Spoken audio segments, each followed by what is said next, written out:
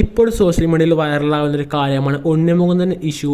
ചേട്ടനും secret agent തന്നെ YouTuber തമ്മിലുള്ള ഇഷ്യൂ ഒക്കെ നിരവധി കാര്യങ്ങൾക്കും നിരവധി ന്യൂസുകൾക്കും കാരണമായ ഒരു ചർച്ചയായിരുന്നെങ്കിൽ ഉണ്ണിമുകുന്ദൻ ചേട്ടനെ സീക്രട്ട് ഏജൻ്റിനെ വിളിച്ച് തേറി പറഞ്ഞു. സീക്രട്ട് ഏജൻ്റ് തന്നെ യൂട്യൂബ് ചാനലിൻ്റെ വീഡിയോ ഒക്കെ ചെയ്തു. ഒരുപാട് വലിയ പ്രശ്നങ്ങളുണ്ടായിരുന്നു. എന്നാൽ ഇപ്പോൾ ഉണ്ണിമുകുന്ദൻ ചേട്ടൻ്റെ ഭാഗത്തു നിന്ന് ഒരു കാര്യം വന്നേക്കാണ്.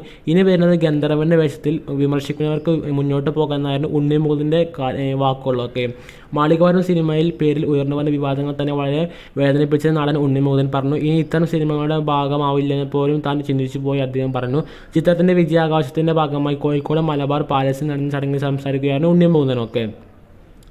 ഇനി ഇത്തരത്തിലുള്ള സിനിമകളുടെ ഭാഗമാവില്ലെന്ന് പോലും ചിന്തിച്ചു. അയ്യപ്പന് ശേഷം ഗന്ധർവനാണ് ഇനി ഞാൻ വേഷമിടുന്നത്. വിമർശിക്കുന്നവർക്ക് അതുമായി മുന്നോട്ട് പോകാമെന്ന് ഉണ്ണിമുകുന്ദൻ കൂട്ടിച്ചേർത്തു. മാളികാപുരം സിനിമയുടെ 50 ദിനാഘോഷത്തിൻ്റെ ഭാഗമായി നിർധന കുടുംബങ്ങളിലെ 50 കുഞ്ഞുങ്ങൾക്ക് ബോൺമേരോ ട്രാൻസ്പ്ലാന്റ് നിർവഹിക്കുന്നതിനുള്ള സഹായം നൽകുമെന്ന് ചിത്രത്തിൻ്റെ നിർമ്മാതാവ് ആൻഡോ ജോസഫ് അറിയിച്ചു.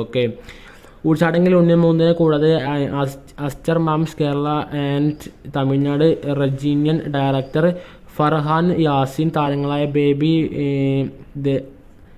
ദേവനന്ദ, മാസ്റ്റർ ശ്രീപരത് സംവിധാനം, വിഷ്ണു ശങ്കർ, തിരക്കഥാകൃത്ത് Abhilash Pillai, Aster international institute of oncology വിഭാഗം തലവൻ ഡോക്ടർ കെ.വി.